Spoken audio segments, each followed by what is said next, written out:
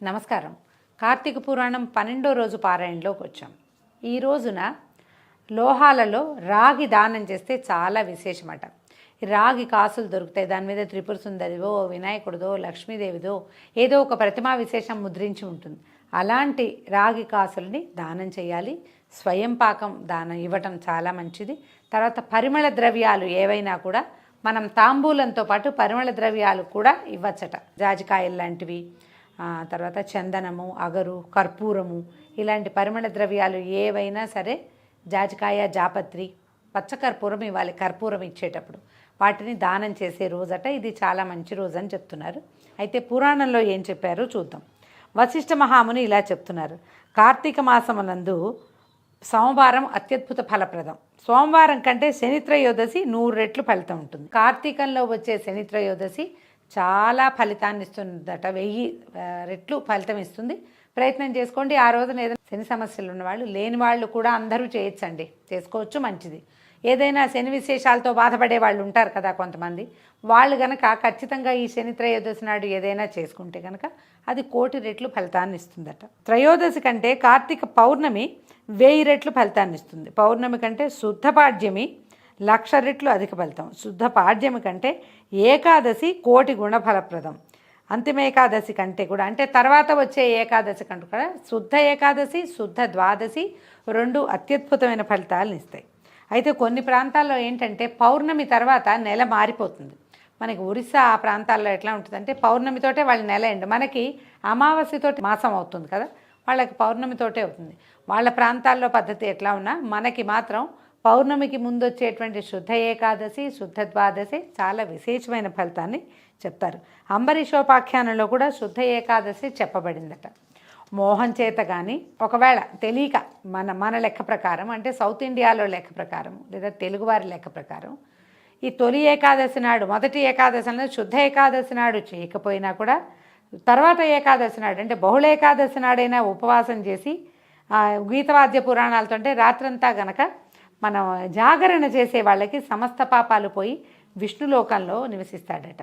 కార్తీక మాసమందు ఏకాదశి నాడు ఉపవాసం చేసి ద్వాదశి నాడు బ్రాహ్మణులతో కలిసి పారణ చేసేవాడు సాయుజ్య ముక్తిని పొందుతాడు, భగవంతునితో పాటు ఉంటాడనమాట. కార్తీక మాసంలో ద్వాదశి నాడు అన్నదానం చేసేవాడికి సమస్త సంపత్తులు వృద్ధి పొందుతాయి. ఏ కారణం చేతైనా ఏకాదశి నాడు ఉపవాసం ఉండకపోయినట్లయితే ద్వాదశి నాడు అన్నదానం చేయటం విశేషమైన ఫలితాన్ని ఇస్తుంది. ఉపవాసం ఉండి అన్నదానం చేసినా అద్భుతం. ఒకవేళ ఉపవాసం చేయలేని వాళ్ళు, అనారోగ్యస్తులు, మాత్రలు వేసుకోవాల్సిన వాళ్ళు, అన్నం లేనిదే ఉండలేని వాళ్ళు, పెద్దవాళ్ళు, ఇలా పెద్ద వృద్ధులు కూడా ఉంటారు కదా, వీళ్ళు ద్వాదశి నాడు గనక అన్నదానం చేస్తే అద్భుతమైన ఫలితం లభిస్తుంది. సూర్యగ్రహణం అందు గంగా తీరమున 1,000,000 బ్రాహ్మణులకు భోజనం పెట్టిన పుణ్యము ద్వాదశి నాడు ఒక బ్రాహ్మణుడికి అన్నం పెడితేనే లభిస్తుందట. 1000 గ్రహణాలు, 10,000 వ్యతిపాత యోగాలు, 1,00,000 అమావాస్యలు కలిపి ద్వాదశి వ్రత ఫలితానికి 16వ వంతుకు కూడా చాలవు. పుణ్యాలనిచ్చే తిథులు అనేకాలు ఉన్నాయి, కానీ ద్వాదశి హరిప్రియము కాన వాటికి అన్నిటికంటే కూడా దానికి అధిక ఫలప్రదంగా ఉంటుంది. క్షీరాబ్ది ద్వాదశియే శ్రీహరి దేవతగా కలిగింది. అంటే మనకి చాలా ద్వాదశులు వస్తాయి. తొలి ఏకాదశి తర్వాత ఒకటి, ఇట్లా వరుసగా వస్తాయి కదా.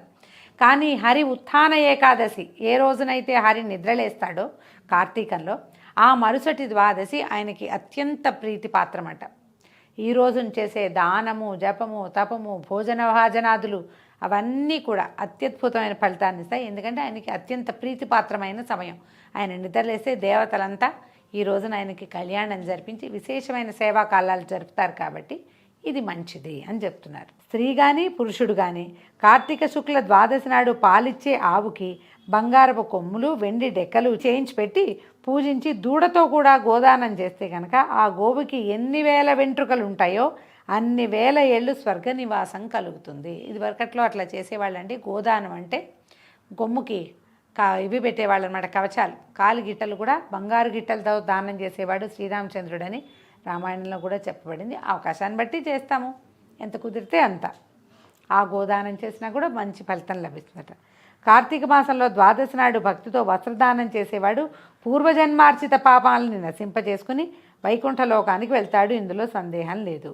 కార్తీకంలో ద్వాదశి ఎందు కానీ, పూర్ణిమ ఎందు కానీ, పాడ్యమి ఎందు కానీ కంచు పాత్రలో ఆవు నెయ్యి ఉంచి దీపాన్ని వెలిగించి దాన్ని దానం ఇచ్చేవాడికి కోటి జన్మల్లో చేయబడిన పాపం లభిస్తుంది. ఇప్పటిదాకా పిండి దీపాన్ని దానం చేయండి అని చెప్పారండి. ఇప్పుడు చెప్తున్నారు ద్వాదశి నాడు కంచు పాత్రలో, కంచుది దీపారాధనకు ఉంది, లేదా పాత్రలో పోసినా సరే పాత్ర నుంచి ఇవ్వాలట. ఇంత పాత్ర నుంచి ఇవ్వాలంటే బోళ్ళు నెయ్యి వేస్తాం కదా, చిన్న పాత్రలో అయినా సరే కంచు పాత్ర ఇస్తే చాలా మంచిది అని చెప్తున్నారు. ద్వాదశి నాడు ఫలాలు, యజ్ఞోపవీతాలు, తాంబూలము, దక్షిణ ఇచ్చేవాడు ఈ లోకమునందు అనేక భోగాలు పొంది అంతమంది వైకుంఠమున విష్ణువుతో కలిసి చిరకాలము సుఖిస్తాడు. ద్వాదశి నాడు బంగారపు తులసి వృక్షము, సాలగ్రామము దానం చేయబడి పొందే ఫలితాన్ని చెప్తాను వినమన్నారు. ఈ విషయంలో పూర్వోక్త దానాలంటే ఇలా చెప్పబడిన దానాలు చేసేవాళ్ళు 4 సముద్రాల మధ్యలో చతుసాగర పర్యంతంగా ఉన్న భూమిని దానం చేసిన ఫలితాన్ని పొందుతాడట. ఈ విషయంలో ఒక కథ ఉంది, అది ప్రత్యేకంగా చెప్తున్నారు. ఈ కథ విన్నవాళ్ళ సమస్త పాతకాలు నశిస్తాయట. గోదావరి తీరంలో దురాచారవతుడైనటువంటి ఒక కోమటి ఉండేవాడు, వ్యాపారస్తుడు అనమాట. ఆయన స్వల్ప దానం కూడా చేసి ఎరగడు. తాను కూడా అనుభవించలేదు, ఎవరికీ ఉపకారం చేయలేదు. నిత్యము పరనింద చేసేవాడు, పరద్రవ్యములందు ఆసక్తి కూడా కలిగి ఉండేవాడు. ఆ కోమటి ఒక బ్రాహ్మణుడికి అధికంగా చాలా అప్పిచ్చి ఆ డబ్బుని వెనక్కి తీసుకోవడం కోసం ఆ ఊరికి వెళ్ళి అతను గ్రామాంతరంలో ఎక్కడో వేరే చోట ఉన్నాడని తెలుసుకొని అక్కడికి వెళ్ళి, ఓ బ్రాహ్మణ నా డబ్బు నాకు ఇవ్వమని అడిగాడట. ఆ మాట విని ఆయన ఏమన్నాడు, ఈ నెలాఖరికి ఇస్తాను నాయన, కొంచెం నిదానించు, ఎంతో కొంత చెల్లుబాటు చేస్తానని చెప్పాడు. ఎందుకంటే నేను నీ దగ్గర అప్పు తీసుకుని ఇలా ఎగేస్తే నాకు చాలా పాపాలు వస్తాయి, తిరిగి ఇవ్వకపోతే నరకంలో పడతాను నాయన, లేదా నీ కొడుగ్గా పుట్టి నేను నీ బాకీ తీర్చవలసి ఉంటుంది. ఇప్పుడు మన కొడుకులు కొంతమంది చూడండి, ఈ కథల్లో ఎట్లా చెప్తారో పురాణంలో, కొంతమంది పిల్లలు అంటే సంతానం తండ్రుల డబ్బుతోటి పెరుగుతారు, చదువుకుంటారు, కానీ తండ్రి రుణం తీర్చుకోరు. వాళ్ళు ఆస్తంతా లాగేసుకొని తల్లిదండ్రులని రోడ్డు మీదకి తోసేసే వాళ్ళని చూస్తున్నాం. తల కొరివి కూడా పెట్టని దుర్మార్గమైన కొడుకులు ఉన్నారు కొంతమంది. తర్వాత తద్దినాలు లాంటివి ఏం పెట్టరు, వాళ్ళని సంస్మరణ చేసి సంవత్సరానికి ఒకసారైనా ఇన్ని నీళ్లు శాస్త్ర ప్రకారమైనా విడిచిపెట్టరు. అవేంటంటే పూర్వజన్మలో అప్పెగవేయటం వల్ల జరిగేదనమాట. ఇది ఎగేసిన వాడు వీళ్ళ కొడుకుగా పుడతాడు. ఒకవేళ అప్పు తీర్చామనుకోండి, మనమే తీర్చుకోవాలి. వాళ్ళు కొంతమంది తండ్రుల రుణం తీర్చుకుంటారు. తండ్రి ఎంత దుర్మార్గుడో, తాగుబోతూ, మాట వెండు, పిల్లలకి ఏమీ చూడ్డు, అయినా సరే ఆ తండ్రులను చూసుకునే కొడుకులు కొంతమంది కనిపిస్తారు. ఈ డబ్బు వల్ల ఇలాంటి రుణాలు కలుగుతాయని చెప్తోంది పురాణం. ఎవరికైనా అప్పిచ్చి ఎగేస్తే వాడి కొడుకుగా పుట్టి వచ్చే జన్మలో వాడి రుణం తీర్చుకోవాలి. ఇలాంటి సమస్యలు కనపడుతున్నాయి, అది చెప్తున్నారనమాట. అయితే ఈ బ్రాహ్మడు ఇట్లా చెప్పేసరికల్లా వైశ్యుడు తెగ తిట్టిపోసాడట. తిట్టి నా ధనాన్ని నాకు ఇప్పుడే ఇచ్చేయి, లేకపోతే కత్తితో నీకు నరుకుతానని ఏం చేశాడు, దుర్మార్గ బుద్ధితో వేదవేత్త అయినటువంటి బ్రాహ్మణుని జుట్టుపుచ్చుకుని లాగి పడదోసి, ఒక రూక్ష బుద్ధి కలిగిన వాడు తొందరగా యాక్ట్ చేసేస్తాడనమాట. చేతిలో ఉన్న కత్తితోటి ఆ బ్రాహ్మణుడిని కొట్టింది పెద్ద దెబ్బ కాదు, కానీ ఎక్కడో మర్మఘాతం తగిలింది లోపలికి గట్టిగా. దాంతో ఆ బ్రాహ్మణుడు మరణించాడు.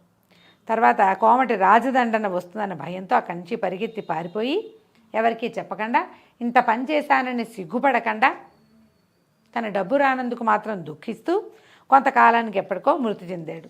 అయితే ఏమైందట, కరాళ ముఖులు, అమావాస్య రాత్రి చీకటితో సమానమైన కాంతి కలిగిన వాళ్ళు, అంటే వెలుగు లేని వాళ్ళు, భయంకరులు అయినటువంటి యమదూతలు పాశాలు ధరించి వచ్చి ఈ వైశ్యుడిని యమపాసంతో బంధించి యమలోకాన్ని తీసుకుపోయి అక్కడ ఉన్నటువంటి భయంకరమైన రౌరవం అనేటువంటి ఒక నరకంలోకి అతన్ని నెట్టారు. ఆ రౌరవంలో ఏంటంటే, రురువు అంటే ఒక మృగ విశేషంట, ఒక భయంకరమైన మృగం ఉంటుందట.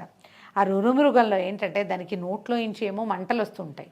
ఆ వచ్చిన మంటలకి దానికి పెద్ద పెద్ద కొమ్ములు ఉంటాయట. ఆ కొమ్ములు కాలిపోయి ఉంటాయి, వేడిగా ఉంటాయి. ఆ వేడి కొమ్ములతోటి కుమ్మేస్తుందట. ఆ రురువుకి సంబంధించినటువంటి నరకాన్నే రౌరవము అంటారు. ఆ జంతువుతోటే బాధింపిస్తారు. అది కుమ్మేస్తూ ఉంటుంది. అది కుమ్మినప్పుడల్లా కాలిపోతున్న దాని కొమ్ములు పొట్టలోకి దిగుతూ ఉంటాయన్నమాట. అది ఎక్కడ దొరికితే అక్కడ కొట్టేస్తూ ఉంటుంది. ఇతను ఇలా రౌరవ నరకంలో పడిపోయాడు. ఈ వైశ్యుని కుమారుడైన వాడు ధర్మవీరుడు అనే కుమారుడు ఉన్నాడు వైశ్యుడికి. అయితే వీడు ఏం చేశాడు, తండ్రి లాంటి పిసినారి వాడు కాదు అతను. తండ్రి సంపాదించిన ధనంతో నూతులు తవ్వించి, తోటలు వేయించి, చెరువులు తవ్వించి, చిన్న చిన్న నదులకి వంతెనలు, ఆనకట్టలు కూడా కట్టించి, ఉపనయనాలు, వివాహాలు చేయిస్తూ, యజ్ఞాలను కూడా చేయిస్తూ, నిత్యం బ్రాహ్మణులకి అన్నదానం చేస్తూ, అన్ని జాతుల వారికి, ఆకలి కలిగిన వారికి అన్నం పెడుతూ నిత్యము ధర్మాల్ని చేస్తూ ఉండేవాడు. ఇక్కడ మనం ఎప్పుడు కూడా పురాణంలో దానం, బ్రాహ్మణుడికి భోజనం, బ్రాహ్మణుడికి వాయన దానం, బ్రాహ్మణుడికి స్వయం పాకం అని చెప్పబడుతోంది. కానీ చాలా చోట్ల ఆకొన్న వాడికి అన్నం పెట్టండి అనే వాక్యాలు చెప్పబడతాయండి. కేవలం బ్రాహ్మణులకి చేస్తేనే దానంగా భావించద్దు. ఆకలిగా ఉన్నవాడికి పట్టెడన్నం, ఆ పూటకి వాడికి వాడి ఆత్మారాముడు శాంతిస్తే ఆ పొట్టలో ఉన్నటువంటి అగ్ని శాంతించబడితే పుణ్యంగానే అవుతుంది, అది కూడా దానంగానే చెప్పబడుతుంది. కాబట్టి బ్రాహ్మణులకే ఇవ్వాలి, వేరే వాళ్ళకి ఇవ్వకూడదన్న భావనలో ఉండద్దు. పురాణంలో కూడా అట్లా ఏమీ చెప్పబడలేదు. అయితే ఇతను ఎన్నో రకాల ధర్మకార్యాలు చేశాడు. ఇలా ఉండగా ఏమైంది, ధర్మవీరుడు ఒక సాయంకాలం నాడు హరిని పూజిస్తున్న సమయంలో నారద మహాముని సమస్త లోకాలు తిరుగుతూ ఆనాడు యమలోకం నుంచి బయలుదేరి తన వీణ వాయించుకుంటూ నారాయణ నారాయణ అని నారాయణ నామస్మరణ చేస్తూ ఎంతో సంతోషంగా, ఆయనకి ఏంటంటే నారాయణ నారాయణ అంటే రోమాంచితంగా ఉంటుందట, సంతోషం పట్టలేకుండా ఉంటాడు. నారాయణ అన్నప్పుడల్లా ఆయనకి గూస్ బంప్స్ వస్తాయన్నమాట సంతోషంతో. అయితే ఇట్లా బోళ్ళని నారాయణ నామాలు చెప్పుకుంటూ వచ్చాడట, యమలోకం నుంచి బయలుదేరి వచ్చాడు. ఈ ఆనందంగా వస్తున్నటువంటి ఆయన్ని చూసేసరికల్లా ఈ వైశ్యకుమారుడైన ధర్మవీరుడు ఆయన వీణ మీటుతూ నారాయణ నామస్మరణతో ఏదో గానం చేస్తున్నాడు, నారాయణ నామాలు. అవన్నీ విన్నటువంటి ధర్మవీరుడు కూడా రోమాంచమైపోయి ఆనంద బాష్పాలు కురిసి బాష్పగద్గత స్వరంతో, అయ్యా రండి రండి దయచేయండి మా నారద మహాముని అని ఆయన పిలిచాడు. పిలిచి పరమ ప్రీతితో ఆయనకి అర్ఘ్యపాద్యాలు ఇచ్చి నమస్కారం చేస్తే, అయితే ఈయన వైశ్యుని ప్రీతితో కౌగలించుకున్నట్ట నారదుడు. తర్వాత దండం పెట్టి, అయ్యా మీలాంటి వాళ్ళు మా ఇంటికి రావడమే చాలా దుర్లభం, ఆ తర్వాత నేను ఏదో పూర్వపుణ్యం చేశాను కాబట్టి మీరు నాకు ఇవాళ కనపడ్డారు, నా పూర్వపుణ్యం ఫలించింది మునీంద్ర, మీకు దాసుణ్ణి, ఏం చేయమంటే అది చేస్తా, ఏం కావాలో చెప్పండి, మీరు ఏది సెలవిస్తే అది చేస్తానని పరిపరి విధాలుగా ప్రార్థించాట. ఈ మాటలన్నీ విన్న నారద మహాముని ఏమన్నాడంటే, అబ్బాయి ధర్మవీర, నా మాట జాగ్రత్తగా విను. ఈయన కార్తీక ద్వాదశి విష్ణుమూర్తికి అత్యంత ప్రీతిపాత్రమైంది కనుక ఆ రోజున చేసిన స్నాన దానాధికము అనంత ఫలప్రదం అవుతుంది. సూర్యుడు తులారాశి యందుండగా కార్తీక మాసమందు ద్వాదశి నాడు ధనికుడు కానీ, శూద్రుడు కానీ, యతి కానీ, వానప్రస్థుడు కానీ, బ్రాహ్మణుడు కానీ, క్షత్రియుడు కానీ, వైశ్యుడు కానీ, శూద్రుడు కానీ, స్త్రీ కానీ సాలగ్రామ దానం ఆచరించు వారికి జన్మజన్మాంతర కృత పాపాలు నశించును. అంటే ఇప్పుడు స్త్రీ అని ఎందుకు చేర్చారు, స్త్రీలు దానాలు చేయకూడదా అంటే, సాలగ్రామము స్త్రీలు ముట్టుకోకూడదని ఒక నియమం కనపడుతుందండి, చాలా చోట్ల పెద్దవాళ్ళు చెప్తారు. కానీ ఈ ద్వాదశి నాడు వాళ్ళు కనుక ఇది సాలగ్రామాన్ని దానం చేస్తే అద్భుతమైన ఫలితం లభిస్తుంది. ఎవరైనా దానం చేసుకోవచ్చు, దానం చేస్తే అఖండమైన ఫలితం లభిస్తుంది. ధర్మవీర విను, నీ తండ్రి చనిపోయి యమలోకాల్లో బాధలు పడుతున్నాడు, అతని పాప విశుద్ధి కొరకు కార్తీక ద్వాదశి నాడు సాలగ్రామ దానం చేయి అని చెప్పాడు. చెప్పేసరికల్లా ఈ నారద మునీశ్వరుడు చెప్పిన మాట విని వైశ్యుడు ఆశ్చర్యపోయాట.